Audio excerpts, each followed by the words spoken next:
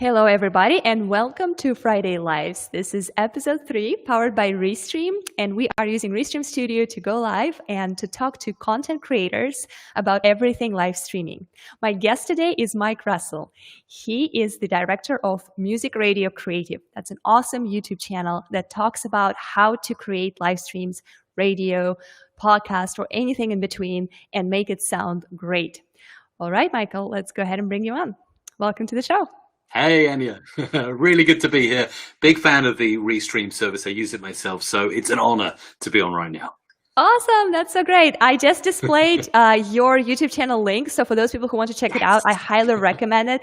It is so wonderful. Michael breaks down super technical things and kind of like very broad things that you need to know about live streaming if you care about audio, if you care about sounding great. He has great advice on both software and hardware, so definitely give it a try, check it out. He's also great at explaining things to people who are not necessarily super technical like me. I watched a couple of your videos and I was like, oh, okay, I get it. So great job on that one for sure. So welcome again to the show. Why don't we go ahead and get started with you introducing yourself? By the way, there's some awesome lights going on behind you. Especially for you. Aura. Oh, thank you so much. This is so great. Yes. This is beautiful. Oh, this is very engaging and awesome. I want those lights myself. I'll try to reconnect with you after and see where I can get ones. This is Absolutely pretty. All right, go ahead and introduce yourself. Share with our audience just a little blurb about you. Yeah, thanks so much, Anya. So, I'm Mike Russell from Music Radio Creative. Essentially, we make jingles and great sounding audio for podcasters, live streamers, YouTubers, folks in radio, DJs, and so on. Anyone who needs audio, essentially. And my role in Music Radio Creative is teaching, so showing people how to sound great. That might be setting up your microphone to sound the best it possibly can on a live stream or on your podcast, or how to create an amazing piece of audio. So it's all about working with audio, whether it be with a microphone and some processors or something like Adobe Audition to create something amazing with some music and sound effects. That's what I'm all about. That is awesome. Well, yeah, that's a great thing. So you have pretty impressive history of working on radio as a producer, as a voice on air, as a voiceover as well. How did your career start? Can you share a little bit about that? Oh, wow. So long ago, I can't even remember. So, yeah, I started, I started to get into this, properly, I guess you would say, when I was 13, and I volunteered at a local, what we call hospital radio here in the UK. I know that's a very unique thing here, but we actually have, and still have to this day, radio stations that serve hospitals and patients in hospital. This is brilliant. They've been around for ages. Amazing. We used to go around the wards and take requests and everything like that. So that's where I started. But even before that, I was running around annoying my parents and my brother and any of my extended family with a microphone and a tape recorder, kind of like Macaulay Culkin out of Home Alone, you know, where he's got the talk boy and he's recording voices and then slowing them down and speeding them up. That was essentially me when I was in single figures. That is so awesome. I really love that idea about hospitals, like radio for hospital. Do you still have those going on in Britain? Yeah, still to this day, you know, most hospitals will have a hospital radio station. Now, obviously, the technology's improved over time. So when I was doing it, it was very rudimentary. We'd have really nice studios. In fact, some of the best studios I've worked in were there. We managed to raise a lot of money to create those studios. But the audio was fed to the hospital and to the wards using pipes and some kind of piping system. It's very weird. But now hospital radio stations, they have FM licenses, low power FM licenses, bits like that. Many are now digital, so they're streaming, which is great because it means those people in hospital can get their songs played, can make requests, but also those who care about whoever's in hospital can now listen online and hear what they're hearing as well. So really cool service. And I guess even more relevant in today's age where we're in the middle of a global pandemic. I can't imagine what it must be like right now, but fantastic service. Yeah, what a great touch, right? Considering how many people are currently experiencing that, and themselves or their loved ones are in the hospital. That's such an inspiring thing, like a little silver lining right there. That hey, well, you can be part of something musical and something creative. So yeah, that's great stuff. Awesome. So I guess fast forward to Music Radio Creative. You are teaching people how to use audio on their live shows, and not only podcasters, jingles, like you mentioned, all kinds of things audio. What are some of the challenges of sound that live show presents, in your opinion, compared to something pre-recorded or something that you can edit and polish?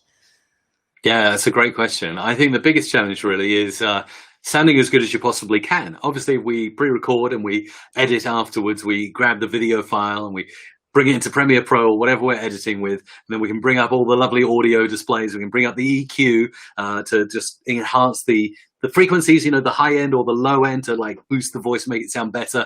We can add a bit of compression to even out the levels. We can even add filters that remove reverb and echo, which is a common thing.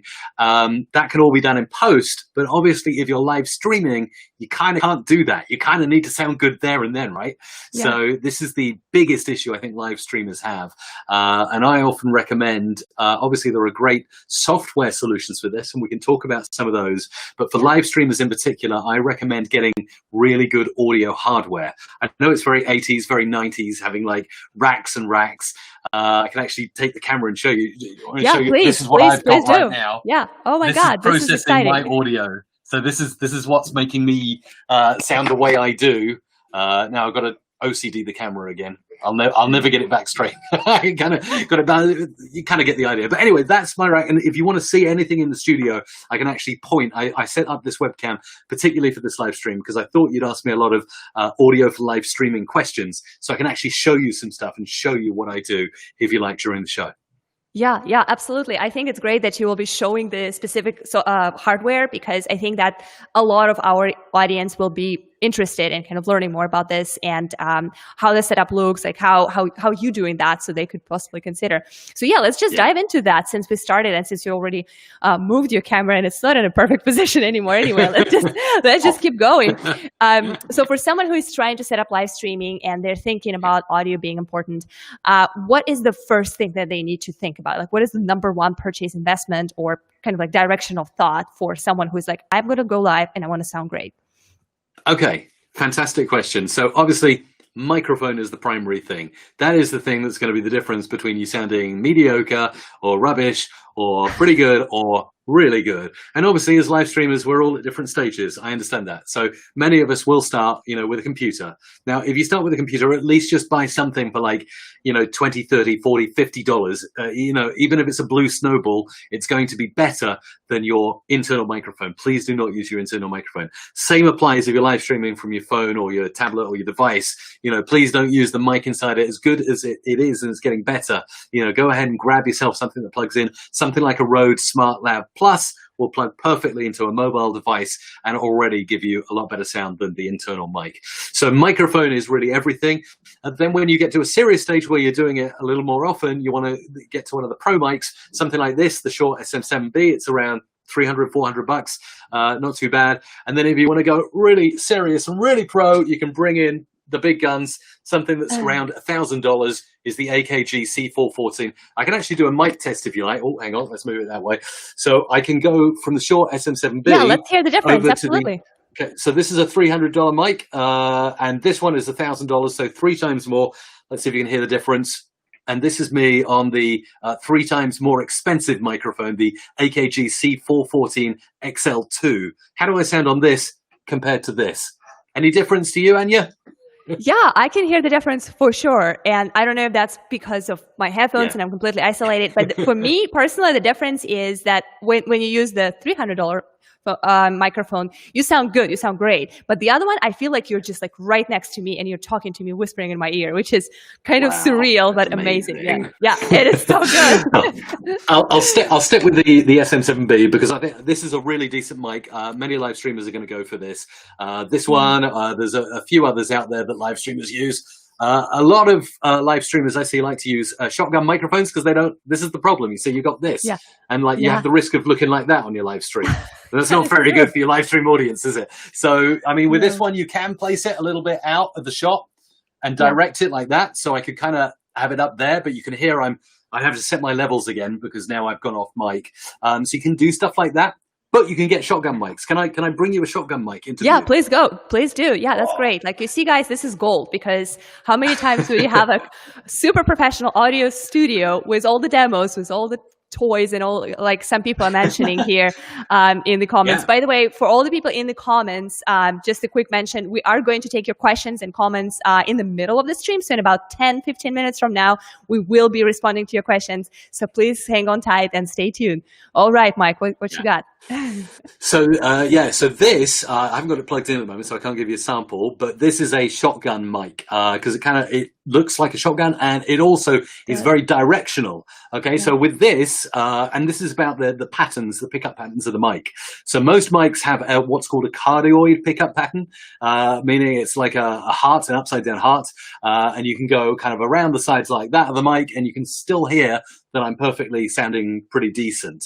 Whereas the shotgun is much more directional, so you have to be talking right into it. If you go off mic, that's not good. But with the shotgun, you can place it further away. So the idea is you put the shotgun just out of shot, just pointing right towards your mouth, and it gets pretty good audio. A lot of live streamers like to do that because they don't like mics in the way.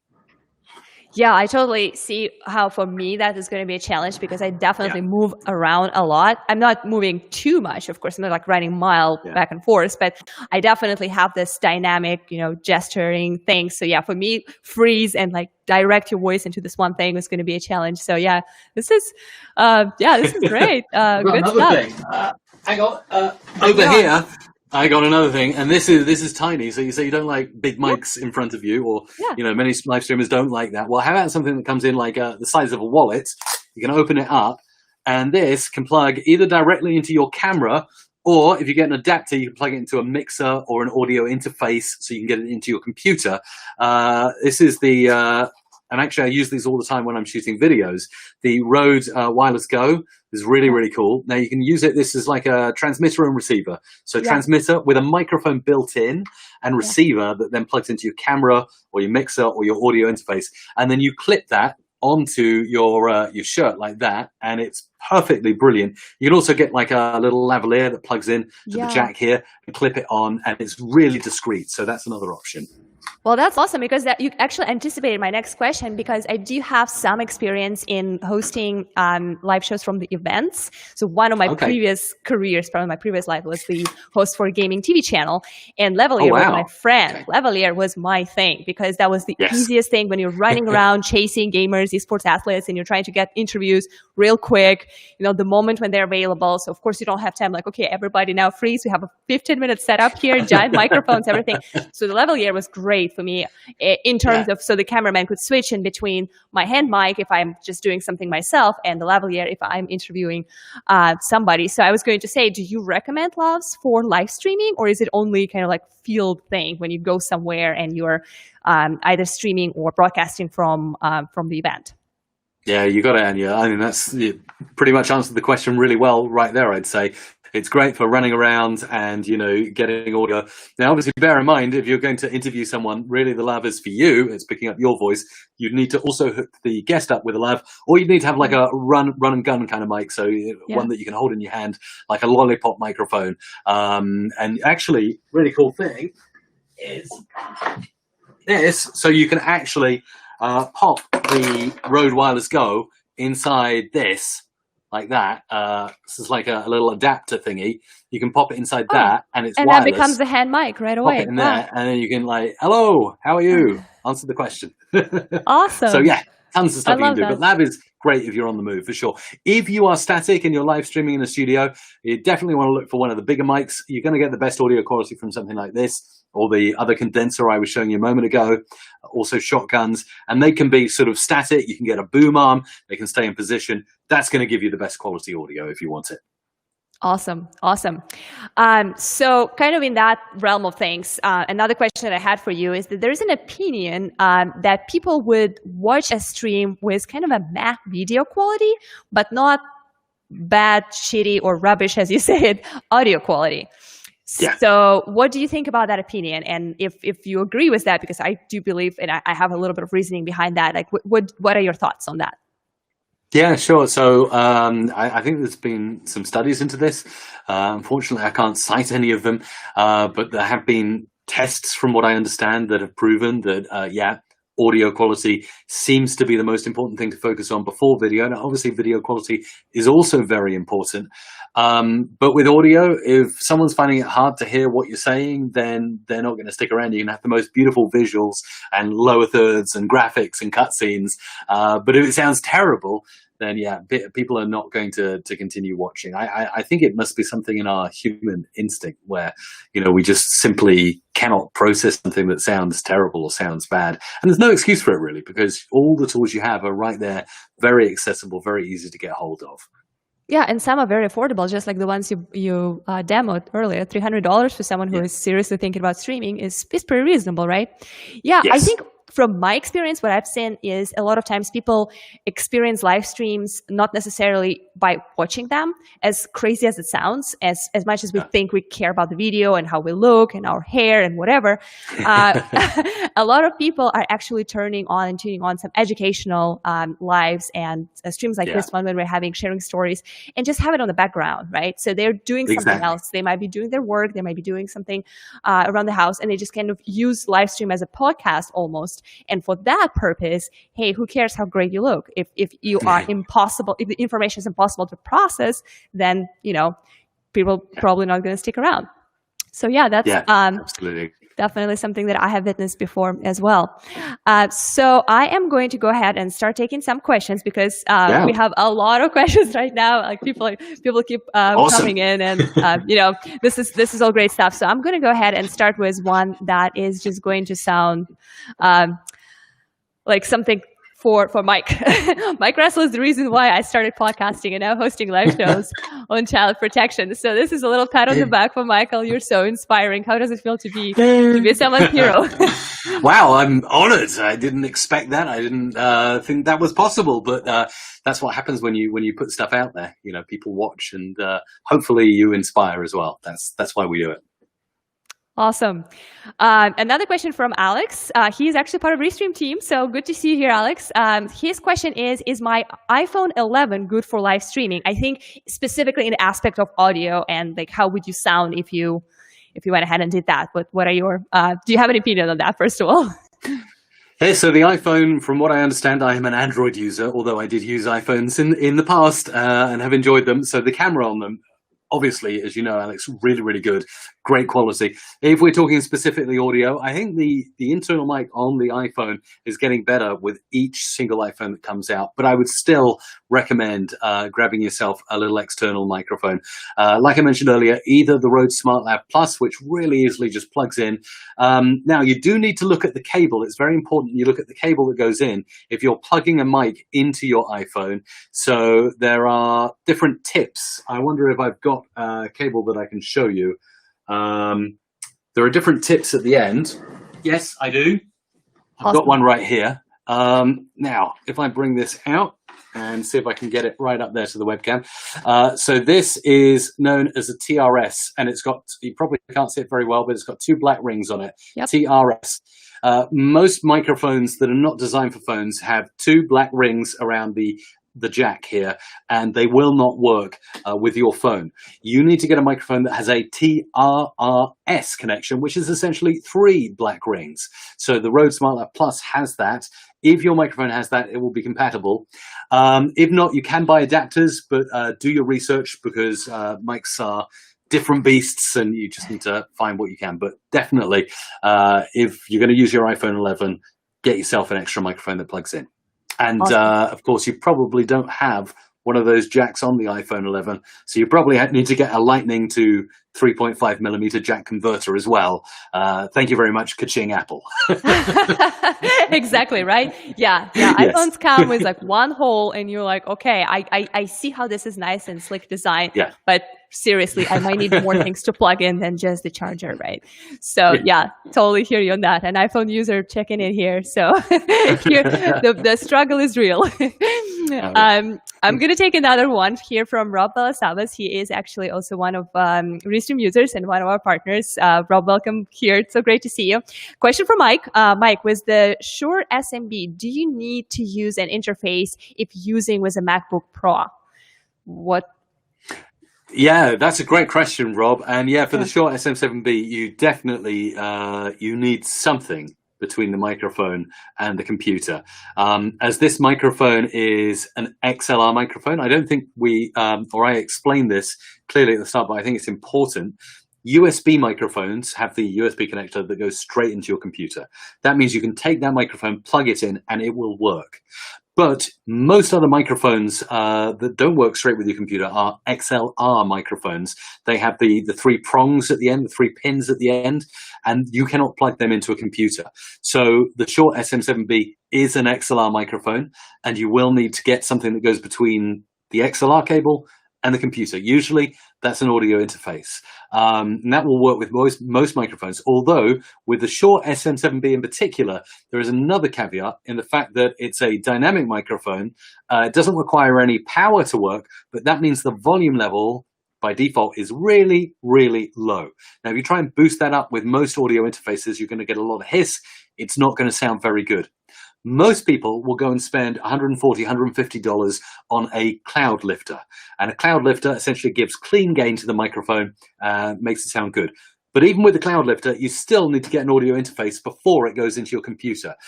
So what I recommend is finding yourself a really good audio interface that will give you some clean gain. I don't know one off the top of my head because I'm using something else. I'm using a DBX mic processor. We can talk about that later if you like as well.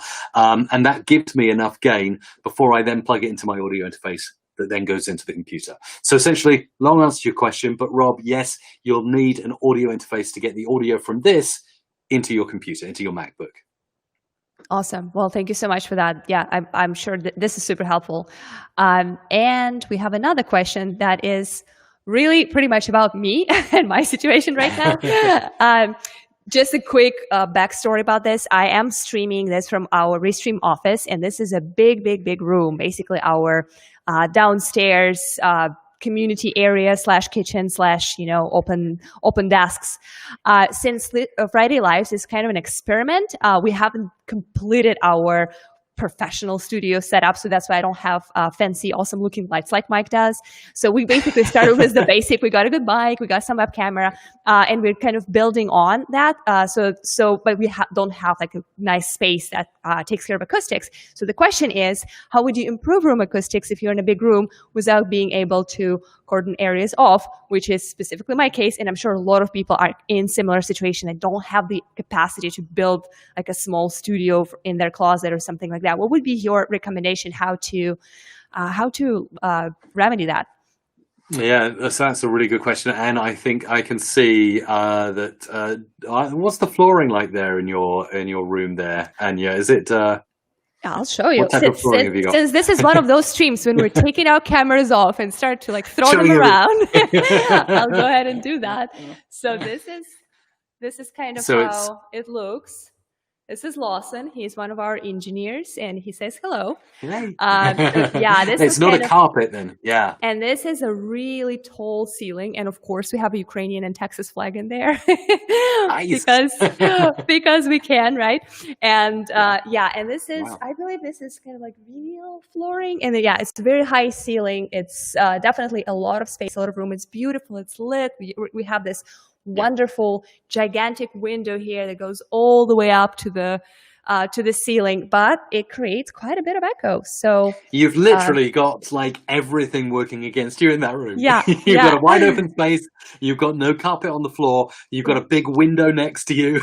You've got a wide open gap behind you. Like this is like a heaven for audio reflections. So it's a really good question. How can you do your best to mitigate that? I assume you're not going to go around sticking foam pads all over the wall. You're not going to go and like bring in acoustic tiles and throw them up around you or build a den or a fortress. You could throw a towel over your head and like behind you, but it's not going to look very good on a live stream. So It's like, what do I do? This is a common problem, right, with live streamers. Yeah. So there are a few things you can do. First of all, let's talk about physically what you can do in that space. For example, say A lot of people are in this situation. They're in a room. They don't want to change it. They don't want to stick things on the wall. They don't want to, like, you know, maybe they're renting. And so the landlord's not going to be very happy if they start spraying glue on the wall and sticking things up. So what can you do? So the first practical thing you can do in the room is try and create a little bit of diffusion and stop the audio from bouncing back. And the first thing is, like, just get blankets or, like, you know, heavy blankets and stuff, put them around you. Now, how would you do that? Well, first of all, obviously, it's not going to be very pretty. You won't get that lovely view, but you can put one over the window. That's going to stop. Glass is a real enemy of good audio because it bounces off that like crazy. You can also get like those room dividers, those very cheap room dividers. Just like stick them and like weigh some heavy like fabric or curtains over them. Just stop the reflections. You kind of build like a den around you.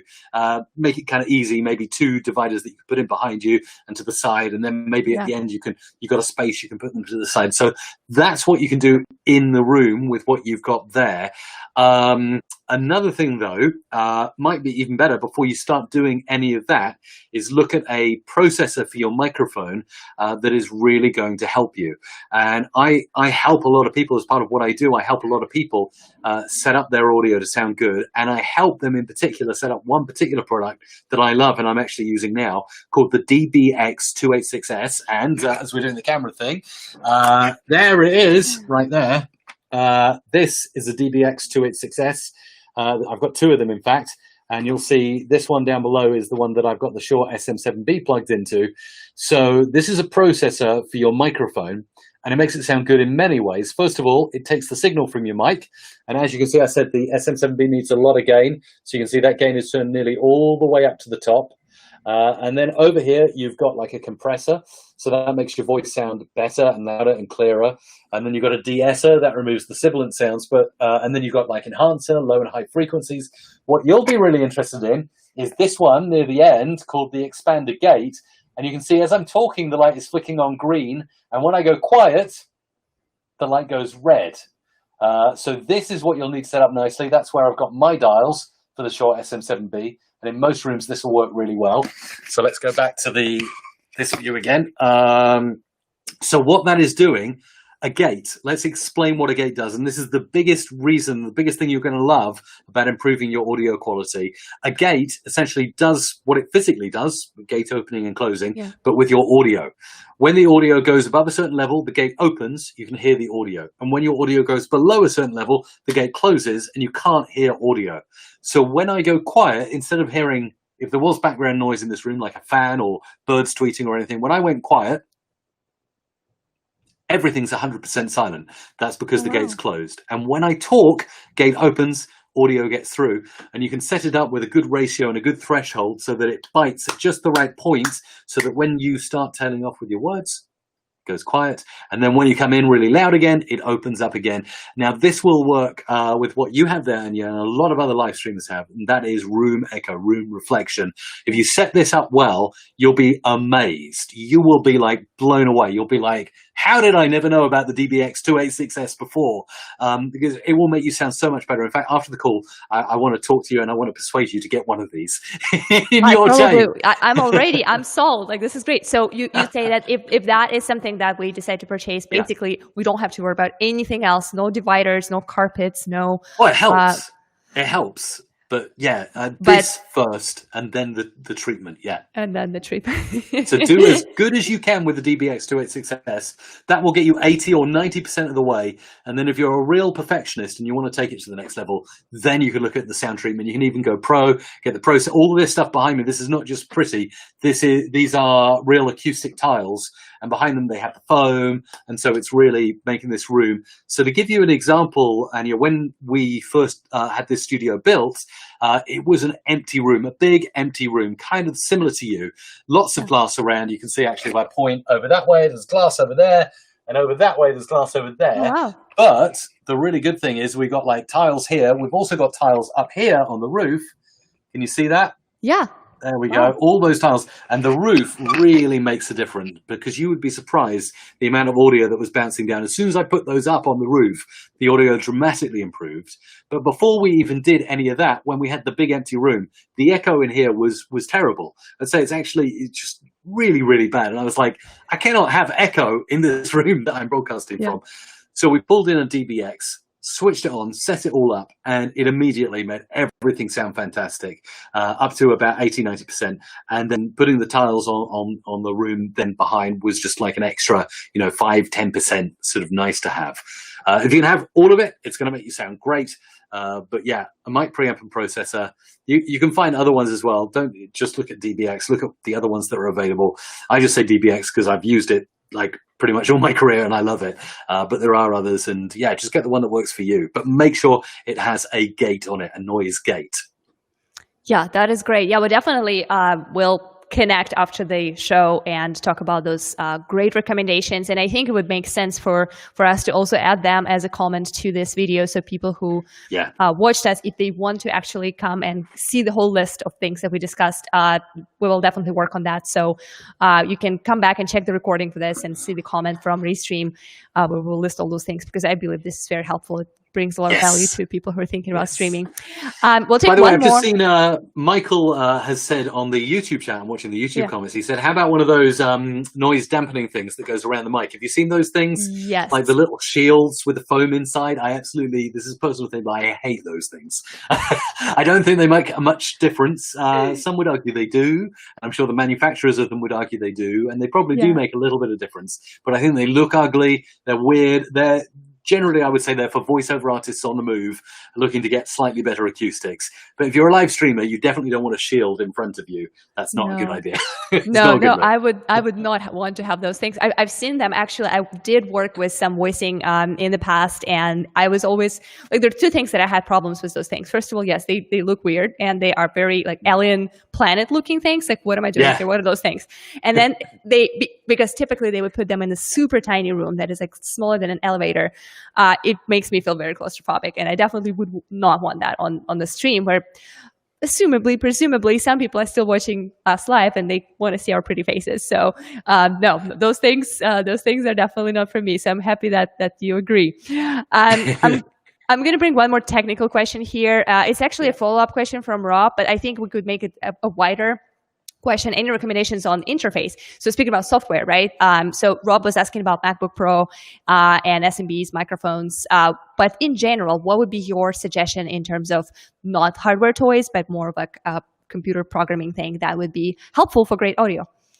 Yeah, well, we could talk all day about audio interfaces. So the most popular one, and one that I've used quite a bit and still use to this day, is the Focusrite Scarlett 2i2. It's pretty much the most popular. If you go to like somewhere like Amazon and you sort by like most popular interface, that one will usually be at the top because it's good. It does the job. It's simple. It's around $100. So, it's really, really accessible. And you will need one of those if you get an XLR mic, like the Shure SM7B. I do not think that the 2i2 has enough clean gain for the Shure SM7B, so watch out for that.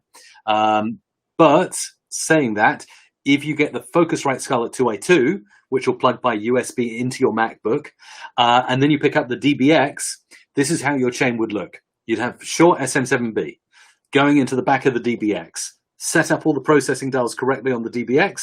The output of that goes into the Scarlett 2i2, the audio interface. And then the output of that, the USB, then goes into your computer. You select it as the audio and your live stream software in Restream Studio, OBS, whatever it is you're using, and boom, you've got your Shure SM7B working perfectly with no echo because you've set your gate up correctly. So that's a sweet chain in my opinion. If you want to go more advanced, then I'm going to recommend Soundcraft audio interfaces. Now, Soundcraft are a little bit more than just your Focusrite Scarlett 2i2. They are, hang on, let's do the camera thing again. So you'll see under here, this is a crazy Focusrite Soundcraft. Sorry, not Focusrite. It's a Soundcraft Signature 12 MTK desk, and it's got loads of faders, and it's definitely overkill for a live stream. But it has lots of independent channels, so each one of these you can select as a separate channel in OBS. It's absolutely crazy. You can fade each source up and down. It's awesome, and it plugs in by just one USB connector to your computer. But over here, let's go in here and open the cupboard. This is a simple form of what I've just shown you from Soundcraft. This is the Soundcraft Notepad 5, and it's just a little more complicated than a Focusrite Scarlett 2i2. It's got a few channels, so you can plug one mic in there. You can plug another mic in the second channel. You can get audio back from your computer here, and it's got fader pots here to turn them up and down. It's really, really cool. I think Focusrite are making some really cool stuff for live streamers. If you're starting out, get the Notepad. If you're getting serious, get the Signature 12 MTK series. As I try to place the camera back on my stand at the right angle, and it's absolutely impossible. Awesome. Yeah, great stuff. So I think we will take one more last question that is going to be not technical, but very cool. So the question is for Mike, of course. When did you start Music Radio Creative? So we kind of like wrap up and go back into like more personal things about you, Mike, versus crazy nitty-gritty things about microphones and other audio toys. That's cool. Such a great question. Hi, Michael. I know Michael is a regular viewer of my live stream, so good to see you in the chat. So he probably knows the answer to this question. This is someone's going to say like I pitched this one in just to. No, I think that we had no communication with Mike on that sort of things. I look at the question and whatever I think is interesting for the audience to hear. So yeah, no evil plan here. No plot. So yeah, Music Radio Creative I started it in 2005. It's very much a side project in 2005, but that's when it first became incorporated. And it was me doing voiceovers. And then it grew and grew and grew, and it really grew when my other half, Isabella, who's absolutely amazing, actually became pregnant with our first. She went on maternity leave. She was originally in banking. Thank you. We got two now, which is lots of fun. And she essentially got involved in the business in 2011, and that was the best thing ever. And now we work together, so it's like a dream come true. And it's grown from just doing voiceovers to essentially the YouTube channel, the live stream that we do every week as well, and of course creating audio for those who want it and want to use it. And obviously, from my perspective, helping people to sound great. That is beautiful. That is so awesome. I adore people who can work with their significant others, with their husbands and wife. I would never be able to do that with my husband. We would just be like, you were stressing me out. You were so particular. He's an engineer, so it's difficult because we operate in a different environment. He thinks I'm crazy because I do everything, just kind of naturally by intuition. He's much more like, okay, we got to plan it all out. So, but it's so beautiful that you guys work out together well. Yeah, I actually did have a chance to virtually meet Isabella when we originally started to talk. Yeah, she sounds like a wonderful person. So great story. All right. So I am going to hide the comments right now and basically reintroduce you one more time for those people who are just joining us right now. My guest today is Mike Russell. He's director of Music Radio Creative. He just shared his story, how he started his YouTube channel and the company. And I definitely recommend you to check out his channel where he talks about all kinds of audio, all kinds of tutorials, how to make your live stream or any kind of content sound great. The link is right now on your screen, so please check it out. It is great content. Yeah. All right. So moving on with some other questions that I had for you. I actually have a tricky one, and I would totally understand if you're like, I don't want to talk about this, but I like to kind of challenge my guests in terms of their kind of epic fails and crazy experiences. So what was the worst thing that ever happened to you while being live streaming? Because I think those kind of stories of like, oh my God moments inspire others to be like, yeah, it's not always perfect. Even if you're Mike Russell, right? You still have your moments. So why don't you share your favorite one? Yeah. Tons, I think, and like definitely not perfect. Trying to get the software and the hardware to be better, and the apps to make things better. Like Restream, and this is not a setup. This is genuinely how I feel. Like since using Restream more and more, I've always been using it, but using it more and more in my workflow, it's just made things so much easier. I don't have to worry about like where I'm streaming to or who's typing a chat comment in one place and what did they say on Periscope and they're saying this on Facebook. So that's makes my life easier. So with all of those things can still go wrong. Like for instance, 1 week OBS randomly dropped frames and I had to restart the stream. That's obviously a common problem, technical problems we can't come across. But other things are a little more sinister, perhaps. We have a section in the show where we'll play a piece of music. It's actually music that we've licensed to play on the stream. So we just have a quick break for 3 minutes, play the song, and fade the mics down usually on the desk and have a little chat in between the song. 1 week, we forgot to fade the mics down. Thank goodness we didn't say anything bad, like, a few select words or something like that. So yeah, we kept it very, very PG, very PG. But oh my God. It's a worry. So I don't know what we said during the song, but anyway, whatever I was saying between Isabella during that song, the whole live stream audience would have heard. So yeah, always be aware when there's lots of microphones and cameras in the studio. Just be aware of what you're saying because you never know when you're on. That's a fail. And just when you stop the live stream, make sure it stops. Great life hack. Can happen for sure. What else? We do some things that I guess you could see as risky. We take calls into the show. We don't screen those calls. We just take them live on the air. Someone, if they really wanted, could call up and like mess up the show. Thankfully, we seem to have a pretty good audience and pretty reliable audience. So they don't do things like that generally. So we have some fun. But the stuff like that, when I worked in radio, I did the overnight show for a long time on a radio station. And, you just get bored overnight as you do. So, like, I was just, like, playing the tracks. It's another 5 in a row on your hit music station. And then I found this button under the mixer. And I was like, oh, I've never found this button before. I wonder what it does. And I pushed it. And all the sirens went off. And then the cops arrived. And I was like, oh, my goodness. And this was 3 a.m. Apparently, nobody told me. Like, I didn't get the induction lecture that's the panic button. When someone's trying to break in to the radio station, it was underneath the desk. It wasn't even a big red button. It was just a discrete button. I thought, maybe it's the mute headphones button or something like that. So it's just like, what does this button do? So yeah, that was definitely my biggest epic fail. But that was before live streaming. That was radio. So, oh my God, this is so good. Oh wow. Now I feel like all my it literally had flashing lights everywhere. I know, and cops showing up, right? And you're still live. Even better than these lights. Guys. It was like red, white, and blue. Or actually, sorry, in the UK, it's just blue lights. But you get that. I know in America it's red, white, and blue. So, yeah. So did you continue? Did you stay live when the police showed up? Did you just kind of like say like, "Oh, hey guys, I'm live right now. You're welcome to tune in."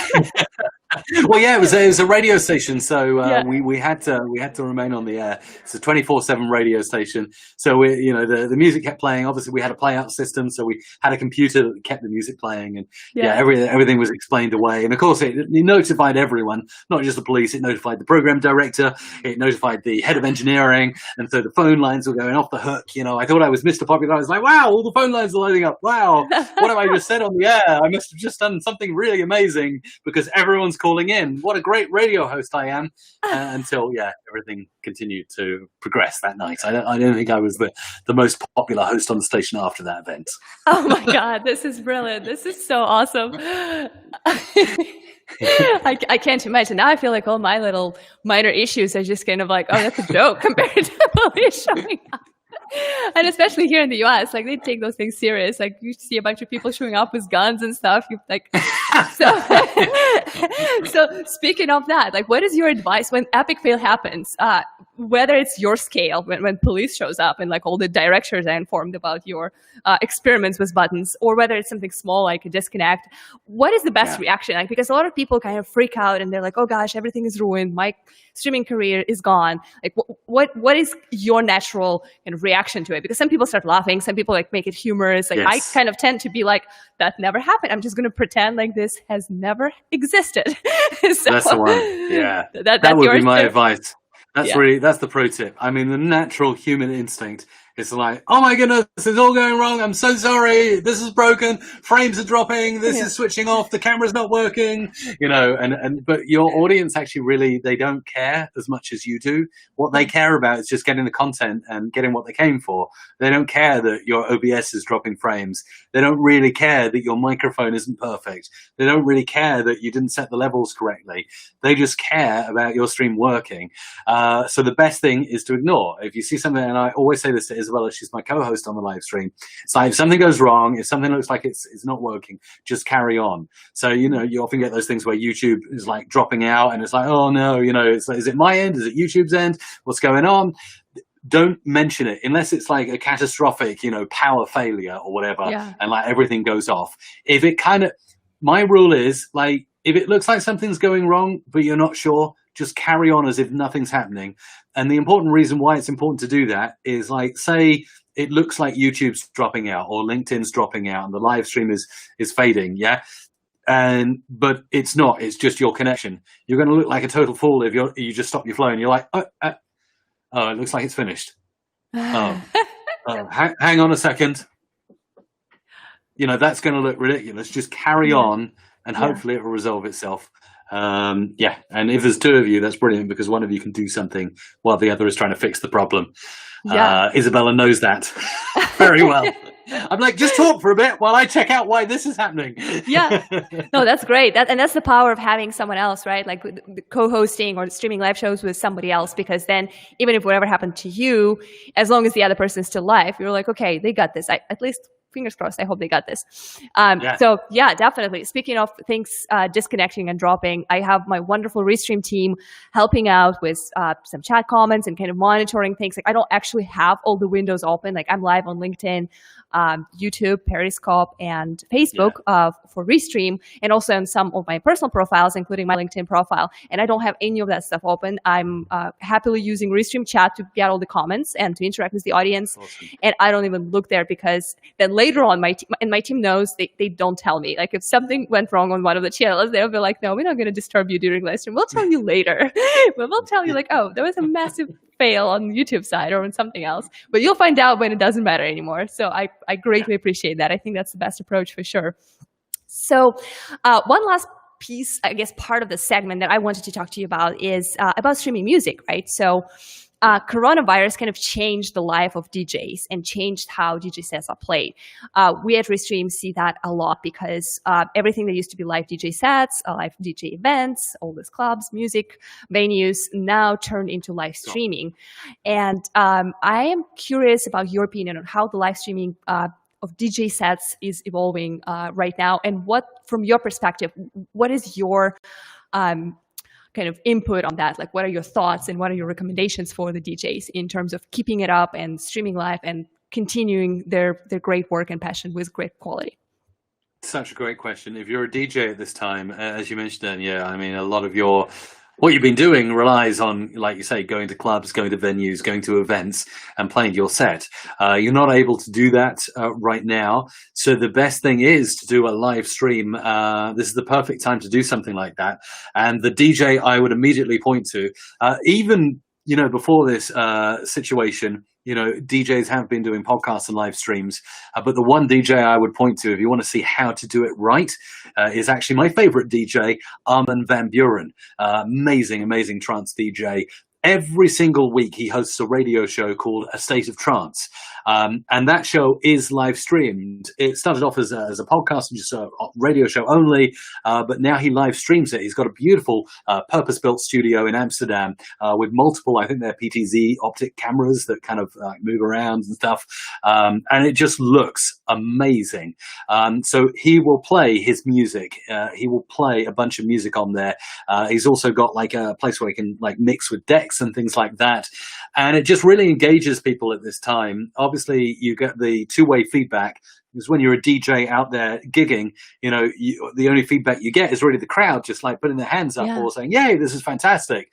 But when you're live streaming, you can see the chat, you can see what people like, you can see the hearts and all of that. It's really, really fantastic. But yeah, it just really involves people and brings them that much closer to you if you do something. And if you do it regularly, if you stay consistent, you can build a really loyal following and a loyal audience. But yeah, go check out Armin and A State of Trance if you don't already know of him and what he does, because I think his way of live streaming it, he puts it out on YouTube, it goes on Facebook as well every Thursday evening, which I believe would be like afternoon for you in the US. He streams that show live, and it's really, really cool. Awesome. Yeah. And when you think about using tools like Restream, because we have a lot of DJs and musicians using us right now for multi-streaming their sets, it is also cool to mention that we have analytics. So it's great to watch the reaction and comments and things like that while you're live, but it's also great to come back to your stream and kind of see when the audience was especially happy, when you got some spikes and peaks, and that can influence potentially your future sets and how you evaluate, like, okay, so this stuff definitely went great, and this stuff probably not as great, so I probably shouldn't do that again since a bunch of people dropped out after that. So yeah. Can I come in right there and say that Restream analytics are the best thing that I have ever used? Like, they've totally upped my game on live streaming. So yeah, when you log into the Restream service, you've got the opportunity to go on multiple platforms. You can also, like you say, look at all the chats from all the different live stream locations. But I click into the analytics tab, and a week ago, Isabella and I looked at the analytics that were starting to build up in our Restream account from the past 2 or 3 streams we've done. And we could combine together the analytics from all the different platforms, which is a really cool feature. So you've got like YouTube, you've got Facebook, you've got LinkedIn, Twitch, everything. And then you can see the combined stream. And from that, we've looked at this graph and we can see, okay, it starts off and it goes up, up, up, up, up as people are tuning in.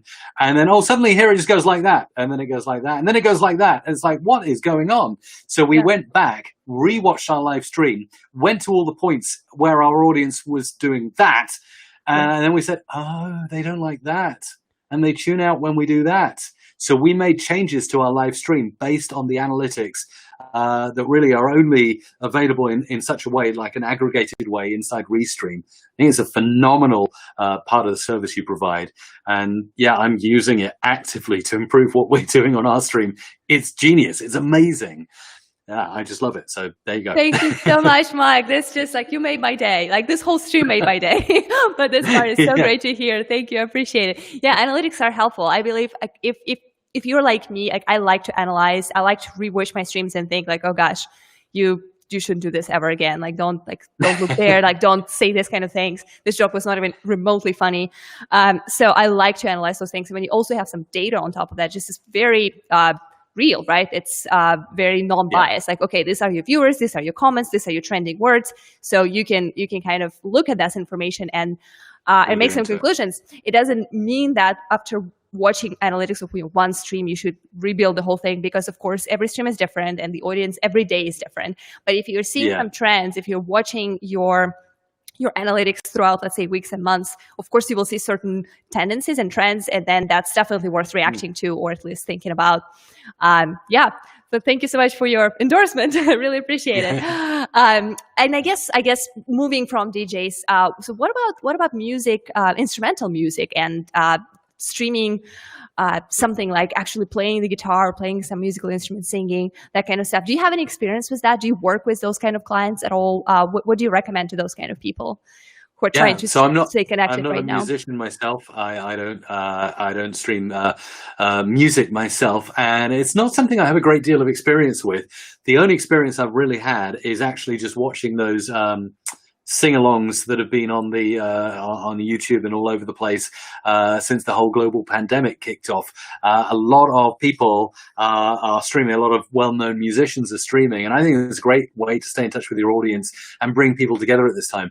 what I really like about something, I can only comment as an observer rather than someone who's Yeah. directly worked with these kind of people. But what I really like about it is it really brings you closer to the people who are making the music. And something I really particularly like about it is you can see the homes and the setups that even well-known musicians have. And I find it really, from a geeky perspective, what kind of microphones and what kind of treatment and what kind of cameras, have these world-famous musicians got. So, for instance, I'm a big fan of the band Train. You might know the San Francisco band Train, Yeah. famous for Drops of Jupiter, of course. So I've really enjoyed watching Pat, who's the lead singer, and he does I think Sing Together Tuesday, every Tuesday on his channel. I don't think it's a live stream as such, but he records it as live with his band, and I really love just seeing that. I like the fact that it's not as produced as a music video would be, with all the budget and the big bucks that would go into it. But it's Pat in his living room, funnily enough, with a Shure SM7B playing his guitar and singing. I think that's amazing.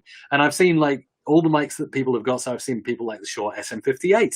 I've seen that AKG is a popular one. A lot of musicians are using Neumanns.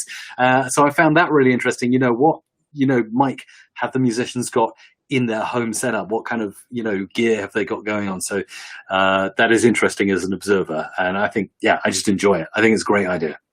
Yeah, I think I definitely hear you on that. And when I watch some musicians live streaming, I'm also doing kind of from a Restream side perspective, like, are you restreaming this? Oh, okay. Yeah. That's, so I can totally see the geeking in part. Are you a good singer? Do you sing well? Yeah. Wait. Yeah. Oh, me? No. Oh gosh, no! Don't test my vocals.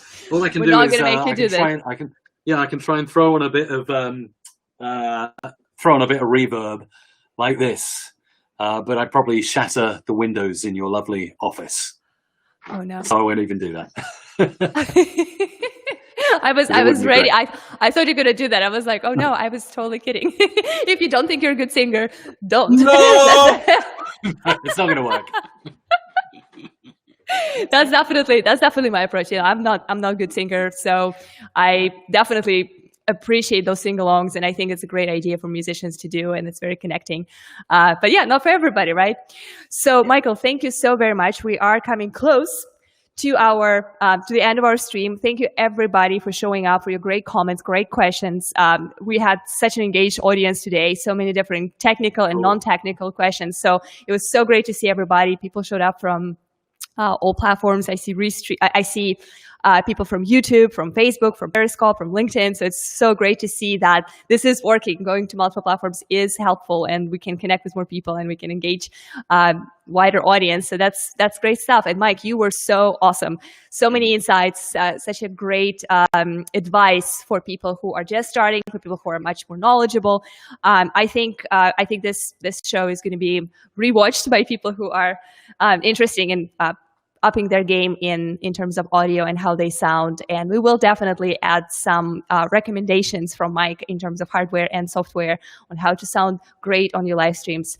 So Mike, I am going to let you go right now. I'm just going to make my little closing spiel, but thank you so much for being here. Thank you so much for coming. Thanks. It was such a pleasure. Bye-bye. Bye. All right. So as we wrap up, I would like to one more time wish everybody happy Friday. Thank you so much for hanging out with me today. We are going to do those Friday lives regularly. It is a weekly show. So next Friday, we are going to be coming back to our gaming industry. So we will have a guest from that world. So please stay tuned for that. We will be announcing that early next week.